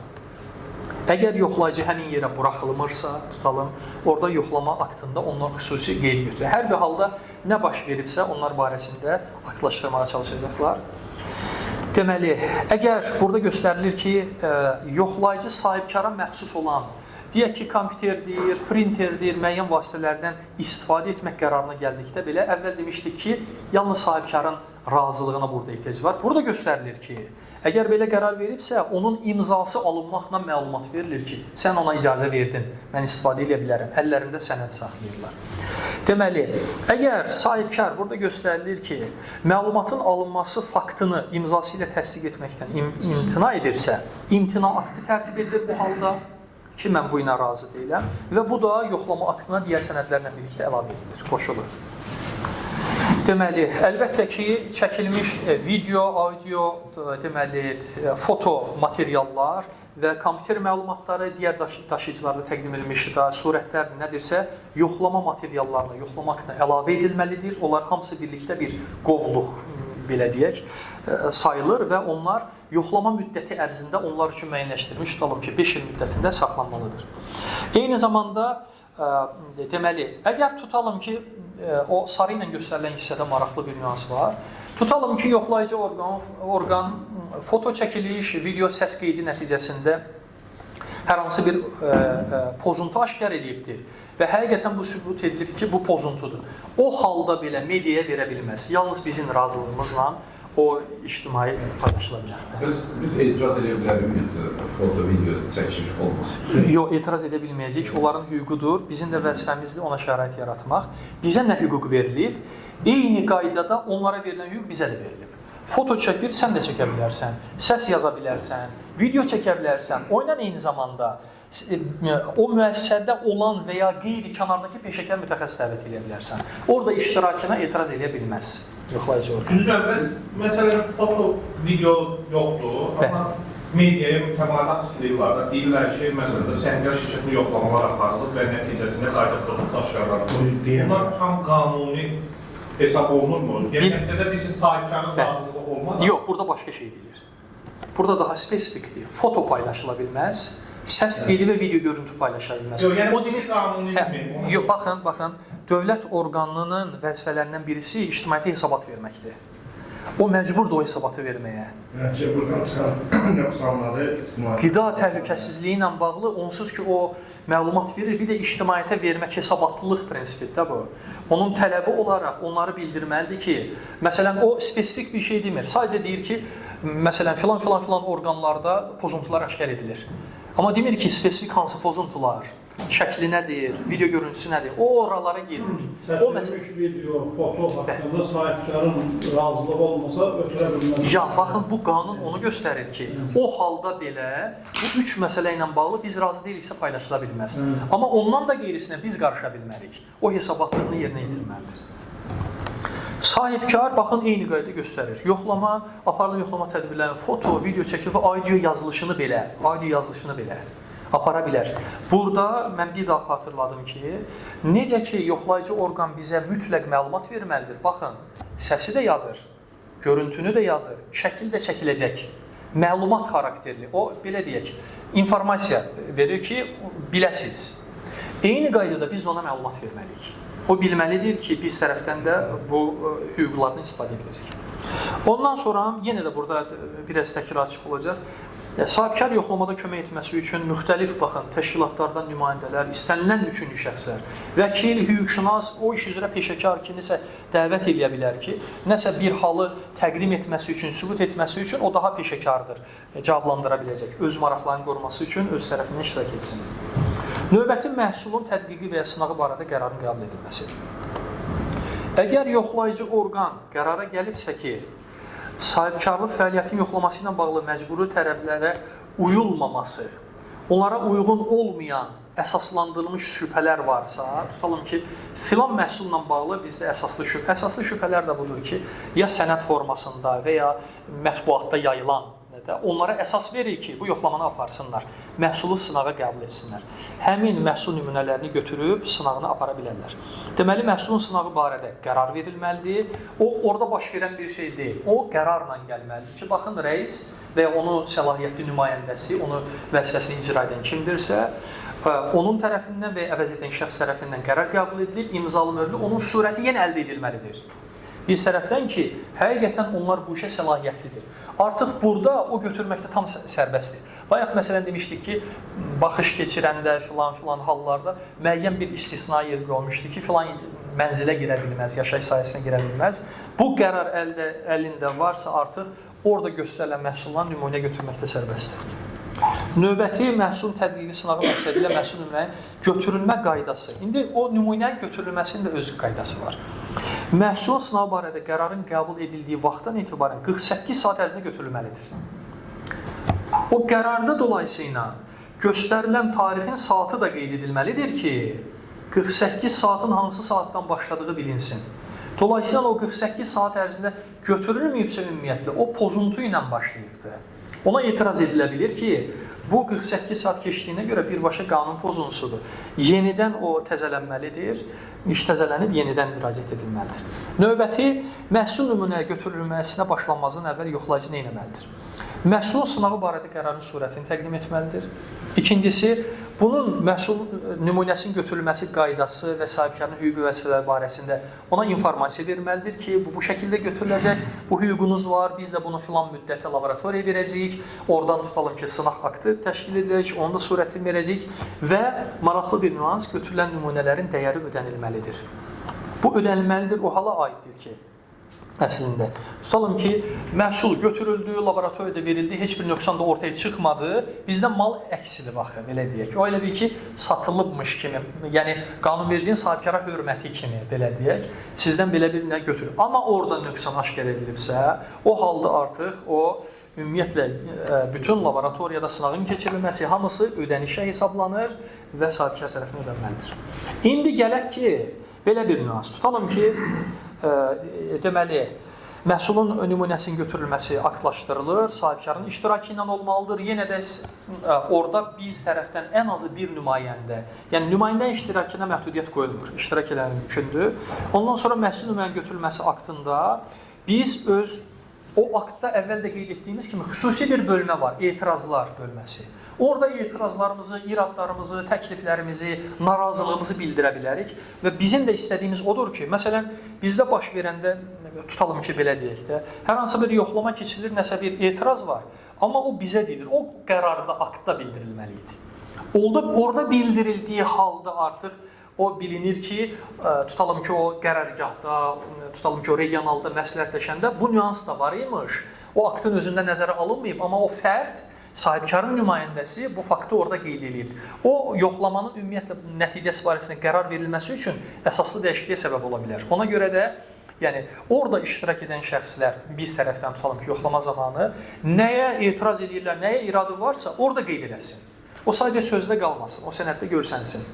Ondan sonra sual belədir ki, məhsul nümunəsi götürülən zaman o nə qədər götürülməlidir? Elə gəlib hamısını götürə bilər? Yox.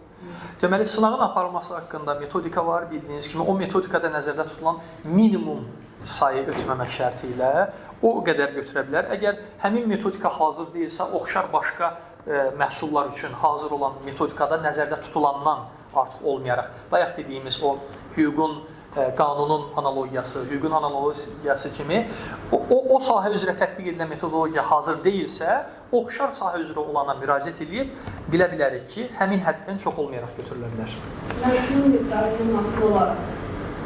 Məhsul miqdarından asılı olaraq nümunə götürülməli. Artıq o metodika ilə bağlı xüsusi nələrə gedir? O detallara istəmirəm. Hə. Deməli, ümumi məlumatlar biraz geniş olduğuna görə istəyirəm ki, hamısını əhatə edeyim. Deməli, sınaq üçün götürülmüş məhsul nümunələri qablaşdırarkən, yenə tutalım ki, onun fiziki olaraq götürüldüyü zaman o şəkildə olmalıdır ki, onu deməli, tutalım ki, laboratoriyaya aparılacaq. Laboratoriyaya çatdırılmasına imkan verəcək şəraitdə qapağı mı qoyulub, o bir şeyə mi bükülüb, elə bir olmalıdır ki, buradan götürüldüyü formada çatdırılıb. O yolda nə baş veribsə artıq, ora çatdırılan zaman hətta laboratoriya onu qəbul etməməlidir ki, bunun nəyi pozulur. Eyni zamanda zənciri pozulanda. Bu bir, iki, ora çatdırılma da müddəti var. Bəli, indi onları qeyd edəcəm. O müddət ərzin, onu da keçməməlidir. O keçdiyi halda da laboratoriya tərəfindən qəbul edilməməlidir. Üstə gəl, götürülən məhsul nümunələri möhürlənməlidir və möhürlənməsi də o formada olmalıdır ki, onun qablaşdırması pozulduqda ona da xələl gəlməlidir. Ki, o bilinsin ki, bu açılıb, bu pozulub. Növbəti, nümunələrin götürülməsi başa çatdıqdan sonra yoxlayıcı bunun götürülməsi aktını rəsmiləşdirir və onun surətində təqdim etməlidir ki, sizdən bu sınaq üçün filan məhsul nümunəsini götürdük. O bizim əlimizdə sənəd kimi qalmalıdır. Növbəti, əgər məhsulun spesifik xüsusiyyətləri və xarakteristikası səbəbindən məhsulun yerində götürülməsi mümkün deyilsə və ya laboratoriyaya çatdırılması mümkün deyilsə, bu halda yoxlayıcı nə edə bilər? Məhsulun yerləşdiyi yerə laboratoriyadan əməkdaşlar gətirə bilər, o yerində götürülsün və nümunənin götürülməsi işi o ilə tamamlanmış olsun.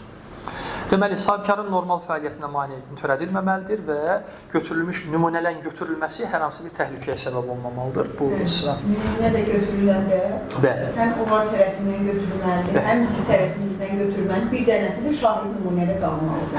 Birdən nəysə problemli bir случай olsa, məsələ olsa, indi o nüansa gəlirəm. Onlarda nəysə problem yaransa, bizdə yaranmasa, həmin o şahid nümunəni bir başqa laboratoriyada biz Arbitraj nümunə. İndi bəli.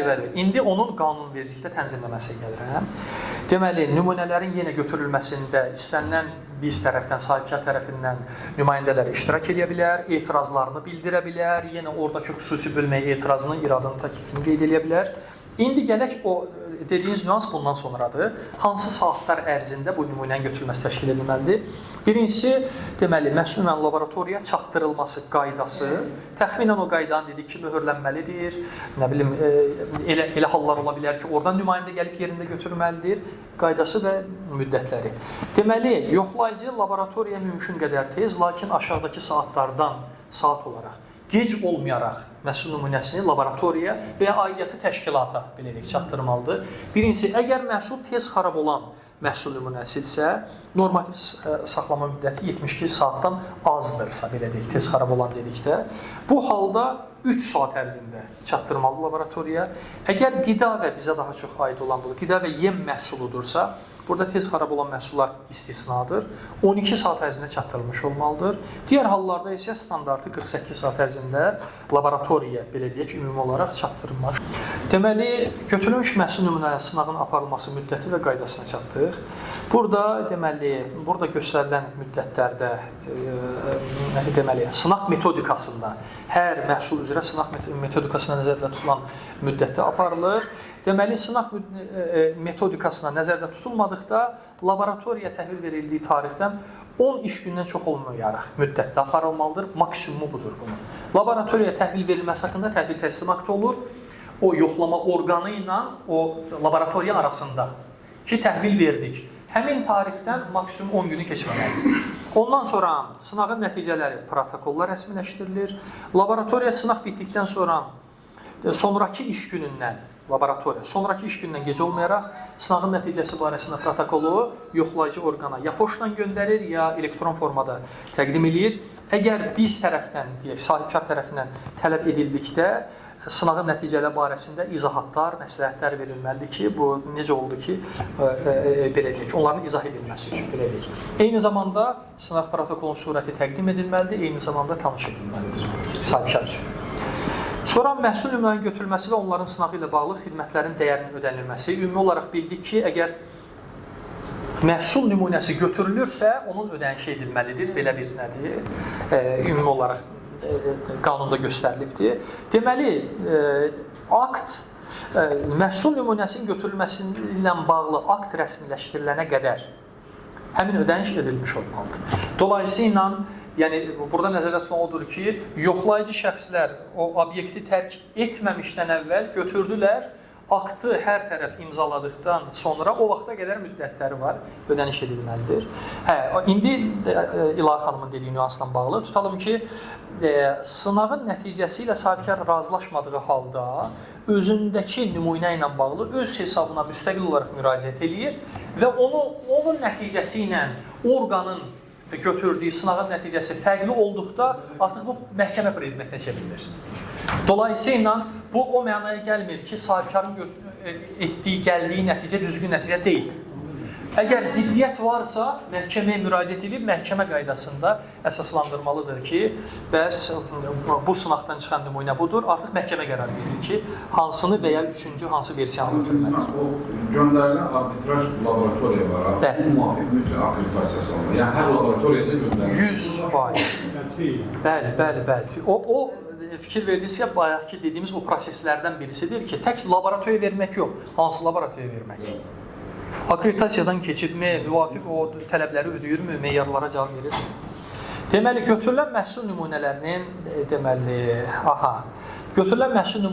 dəyərinin ödənilməsi. Bura eyni zamanda aiddir. Bunların saxlanması ilə bağlı xərclər, daşınması ilə bağlı xərclər, laboratoriya təqdim edilməsi ilə, nəticənin alınması, sonra nəticələr barəsində sahibkarın məlumatlandırılması.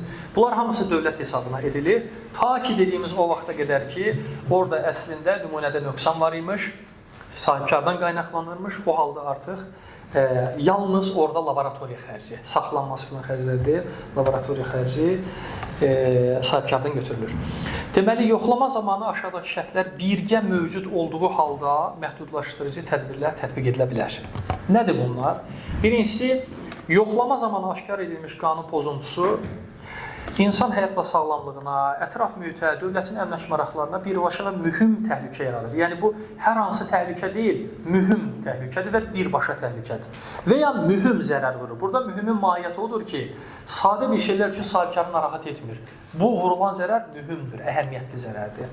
İkincisi, həmin pozuntunu dərhal aradan qaldırmaq mümkün deyil. Üçüncüsü, orqanın məhdudlaşdırıcı tədbir tətbiq etmək səlahiyyəti var. Bu üçü eyni anda baş veribdirsə, artıq o, deməli, həmin qanun pozuntusu ilə bağlı məhdudlaşdırıcı tədbir tətbiq edilə bilər. Məhdudlaşdırıcı tədbirlər qanunda ifadə edildiyi kimi son zərurət halında istifadə edilir. Belə deyək. Yəni, lor dildə bu şəkildə deyək, onlar əslində yardım etmək istəyir və bundan qaçınırlar. Artıq dəfələrlə müraciət edilib, bu pozuntu dəfələrlə sənədləşdirilib, aktlaşdırılıb və biz tərəfdən heç bir tədbir görülməyib, tədbir görülüb və ya məlumat verilmir, məlumat verilib saxta çıxıb. Bu hallardan lor dildə belə deyək, bezikib sonda son zərurət tədbiri kimi qanun özü etiraf edir ki, bunu tətbiq etməyə məcbur qalırıq. Növbəti, hər bir halda bu barədə qərar verilibdirsə ki, məhdudlaşdırıcı tədbir tətbiq edilsin, qərar olmalıdır rəsmi. Bu, həmin, belə deyək, orqanın aralıq aktı əsasında sənədləşdirilir və qanun pozuntusu faktı aşkar edildikdən sonra bir iş gün ərzində həyata keçirilməlidir. Deməli, ondan sonra qərarın surəti əlbəttə ki, növbəti iş gündən gec olmayaraq sahibkara da təqdim edilməlidir ki, bu barədə bəli, rəsmi qərar var, sizə bunu tətbiq edəcəyik. Ulan məhdudlaşdırıcı tədbiri. İndi gəlirik ki, ümumiyyətlə məhdudlaşdırıcı tədbir deyəndə nə nəzərdə tuturuq? Burada bircə sıralanıbdır bunlar. Birincisi budur ki, istehsalın ayrı-ayrı proseslərin dayandırılması. Ümumiyyətlə deyə bilər ki, istehsalın filan sektorunda filan nəyi dayandırılsın? Yağ istehsalı. Bəli, o dayandırılsın. Xüsusi bir elementini deyəcək. Və ya istehsalın ümumiyyətlə dayandırılması, ən ağırı. Və ya malın və ya mal partiyasının satışın dayandırılması. Satış dayandırılsın, çünki ümumi yoxlama və ya nədirsə ortaya çıxarılır. Mal və ya mal partiyasının istehsalının qadağan edilməsi dayandırılmasından artıq bir, daha ciddi bir nədir ki, növbəti mal və ya mal partiyası satışının qadağan edilməsi, dayandırılması o idi ki, orada bir ümid var, qadağan edilməsi artıq bir dəfəlikdir. Malın, mal partiyasının dövriyyədən çıxarılması, geriyə çağırılması, bunlar ola bilər. Geriyə çağırılması növbətində. Burada incə məqam var. Bax, geri çağırma termini var qanunda. Geri çəkmə var. Geri çağırma odur ki, müəssisədən yəni məhsul çıxır və satışdadır. Geri çəkmə odur ki, yəni məhsul bizim ambardadır. Ambardadırsa bu geri çəkmədir. Geri çağırılma isə məhsul satışdan sonra. Hətta bizdə bununla bağlı qanunvericilikdə ayrı bir tələb var. İstənə bilir və geri çağırma. Nəyi vurğulayıram məsələn? Elə bir hal ola bilər ki, misal Allah göstərməsin. Kütləvi zəhərlənmə baş verir və məhsul faktiki olaraq həmin məhsul faktiki tam geri çağıra bilmirik. Onun üçün də bizdə ayrıca prosedur var. Hansı səviyyədə ola bilər ki, biz elanlar yolu ilə, hətta ki, yəni belə deyək, o zərərin azaldılması üçün müəyyən tədbirlər görə, elanlar görə, kütləvi informasiya vasitələri, yəni onun qanunvericiliyə də ayrıca tələbi var, geri çağırma ilə bağlı. Çox sağ olun. Növbəti tədbir kimi malın emalının, təkrar emalının təyinatının dəyişdirilməsi bu cür tələb qoyula bilər və ya iş personalı üzvünün, işçilərdən hər hansı birinin kənarlaşdırılması nəzərdə tutula bilər və ya işlərin görülməsinin, xidmətlərin göstərməsi ümumiyyətlə dayandırıla bilər. Gözləm, bir daha buyurun. Təkrar emal, yəni yoldaşlar bilməyən nizam. Misal üçün, tutam ki, bizim kalbası gedib satışa, bəlli olur ki, natrium nitrit miqdarı, belə deyək, normadan çoxdur.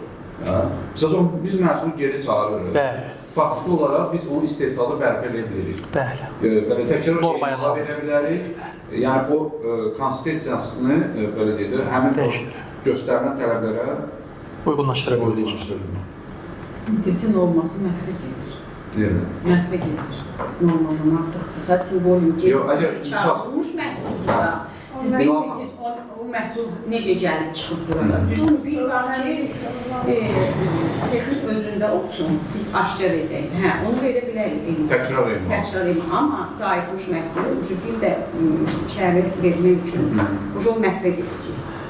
Növbəti məlumat məhdudlaşdırıcı tədbirlərin tətbiqi barədə qərarın ləğv edilməsidir. Deməli, aşağıdakı şərtlər yerinə yetirilibsə, artıq bu barədə qərar və ya təkrar verilmiş qərar ləğv edilir. Birincisi, qərarda göstərilən tələblər yerinə yetirilibdirsə.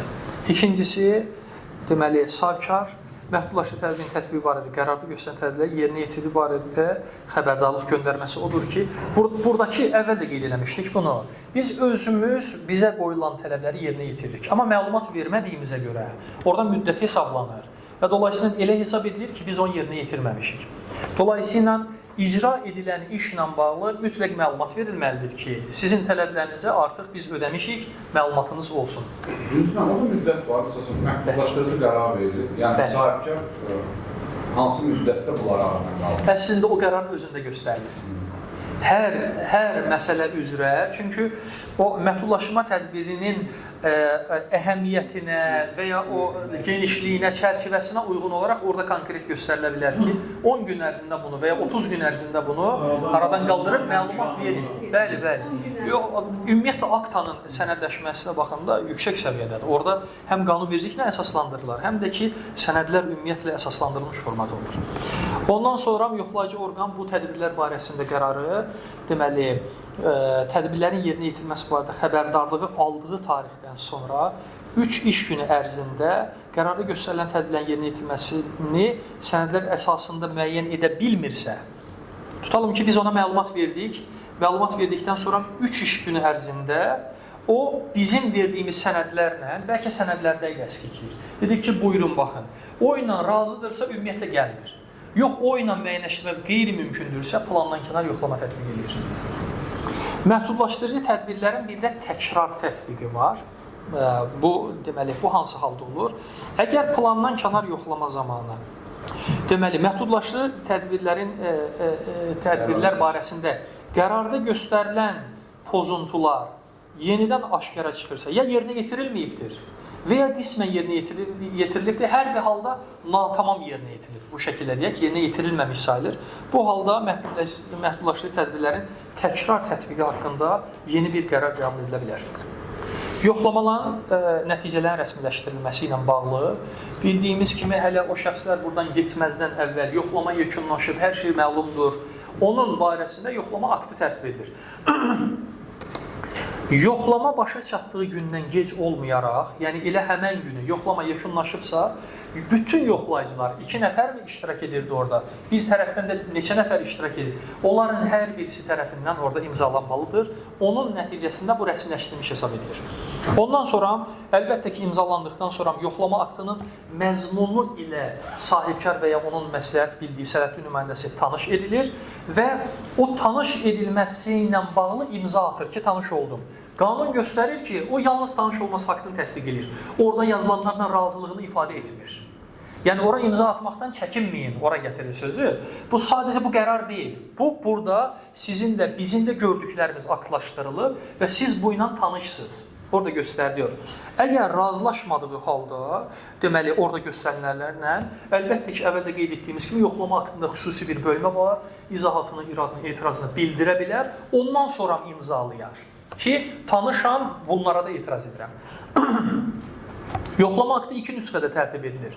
Yoxlama aktının və ona əlavə edilmiş sənədlərin bir nüsxəsi fikir verin, sahibkara və onun nümayəndəsinə təqdim edilir. Əslində təqdim edilir, o özləri tərəfə öhdəlik qoyur. Digər nüsxəsi isə, orijinal nüsxəsi isə yoxlayıcı orqanın özündə saxlanılır. Yoxlama aktını almaqdan sahibkar ümumiyyətlə imtina edə bilər. Yəni, bu imtina etməsində bir nəyi yoxdur və ya imzalamaqdan imtina edə bilər. Bu halda da yoxlama haqqında xüsusi qeyd edilir ki, imzalamaqdan imtina etdi. Ona görə özləri sadəcə imzalayıblar onu. Hər bir halda yoxlama haqqının surəti yenə də onlara təqdim ediləcək. Bu, imzalanmadığı hala aiddir bu. Ya yoxlama aktını almayıb və ya imzalanmayıb. O halda yoxlama başa çatdıqdan sonra 3 iş günü ərzində göndərilir. Əgər oradaca imzalayırsa, surətini ona təqdim edir. Yoxlama materiallarına baxması ilə bağlı artıq yoxlama aktı hazırdır, baxış keçirilib, sınaq protokolu məsələn hazırdır. Bunların yekunları barəsində ya inzibati protokol tərtib ediləcək və ya heç bir şey olmayacaq. O ilə bağlı iclas təyin edilir. O iclasın vaxtı da, yeri də, kimlər iştirak edə bilər, təkliflə rəsmi imzalı möhürlü bizə bildiriş göndərirlər və biz orada istər birbaşa, istər nümayəndəmizlə və ya vəkil vasitəsilə təmsil edilə bilərik. Növbəti yoxlama aktının rəsmiləşdirilməsindən sonra ən gecə 15 iş günü müddətində yoxlama matı ilə baxılması nəticəsi üzrə qərar çıxarılır. Qərarda aşağıdakılardan deməli, aşağıdakılardan biri əks olunacaq. Birincisi, qanun pozuntusu aşkar edilibdir. İkincisi, inzibati xəta haqqında iş üzrə icraata başlanılsın.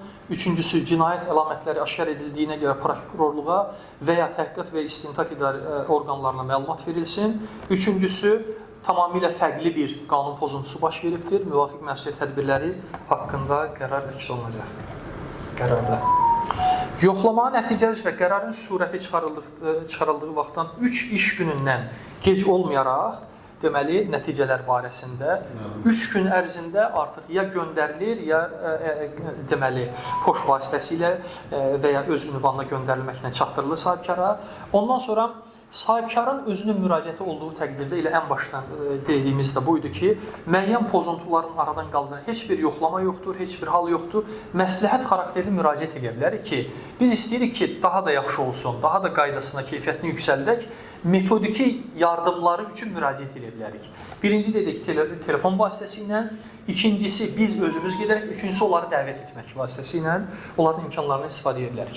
Növbəti və ən sonuncusu ondan ibarətdir ki, sahibkar deməli öz hüquqlarının və maraqlarının pozulduğu qənaətə gələrsə və ya yoxlamaların nəticəsi barəsində verilən qərardan narazılığı varsa, istər inzibati qaydada birbaşa aktanın yuxarı orqanlarına müraciət edib şikayət edə bilər, istərsə də məhkəmə qaydasına şikayət edib öz hüquq və maraqlarını təmin edə bilər. Diqqətinizə görə təşəkkür edirəm.